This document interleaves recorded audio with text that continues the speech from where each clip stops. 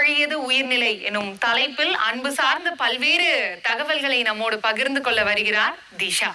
பத்துப்பாட்டு நூல்களில் உள்ள சிறுபான்நாற்றுப்படையில் பாரிமலையான வேள்பாரியை பற்றி குறிப்பிடும் போது கூட சீரிவி முல்லைக்கு பெருந்தேர் நல்கிய விளஞ்சார்ந்த பரம்பிற்கோமான் பாரி என்று சொல்வார்கள்.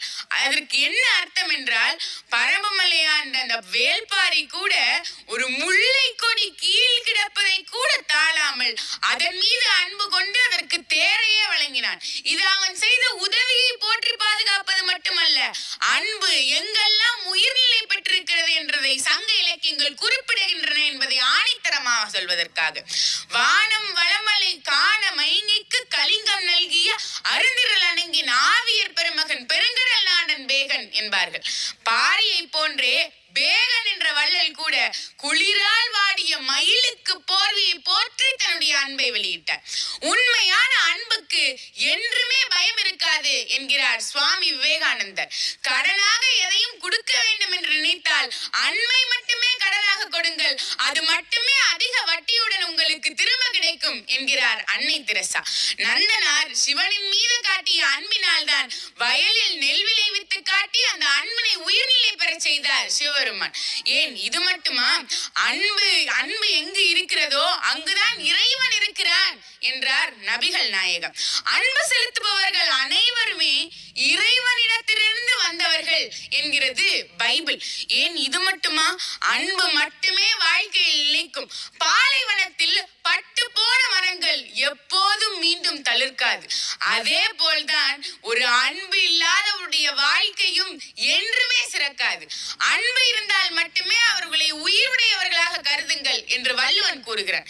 இறுதியா ஒரு குட்டி ஸ்டோரி ஒன்று சொல்றேனே.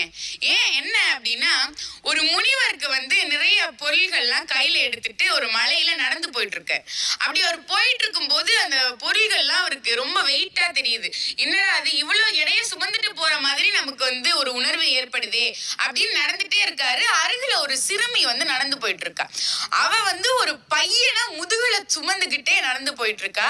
அப்படி பார்க்கும்போது இவருக்கு ஆச்சரியம். இந்த சிறு சிறு பொருள்களை, அந்த கலசம் அதன்னு வச்சுக்கிறதுக்கே நமக்கு இவ்வளவு சுமையா தெரியுதே, அந்த பொண்ணு ஒரு பையனை அசாதாரணமா தூக்கிட்டு போறா, எப்படி இது என்ன ரகசியம்? நான் போய் அந்த சிறுமியிட்ட கேட்கிறேன்னு சொல்லிட்டு அந்த முனிவர் போய் சிறுமியிட்ட கேட்கிறாரு.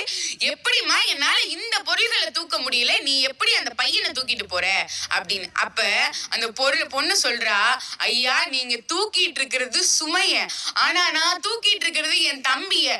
சுமை கூட சுகமாக தெரியும் எப்போது என்றால் அன்பு நிலைக்கும் போதுதான். அதே போல்தான் ஒரு நிகழ்ந்ததை தடுக்க முடியாது, நிகழ போவதையும் நிறுத்த முடியாது, நிகழ்ந்து கொண்டிருப்பதையும் எதுவும் செய்ய முடியாது. ஆனால் அனைத்தையும் கடந்து போக முடியும் என்றால் அது அன்பால் மட்டுமே முடியும் என்பதை நாம் நினைவில் வைத்துக் கொள்ள வேண்டும்.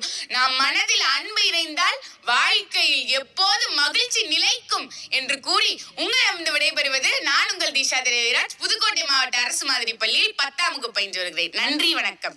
காலந்தோறும் அன்பில்தான் இந்த உலகம் இயங்குகிறது என்ற அடிப்படை செய்தியை தமிழ் இலக்கியம் நமக்கு போதித்து வருகிறது. அந்த வகையில் அன்பில் வழியது உயிர்நிலை எனும் தலைப்பில் மிக சிறப்பாக உரையாற்றிய திஷா அவர்களுக்கு வாழ்த்துகளும் நன்றிகளும்.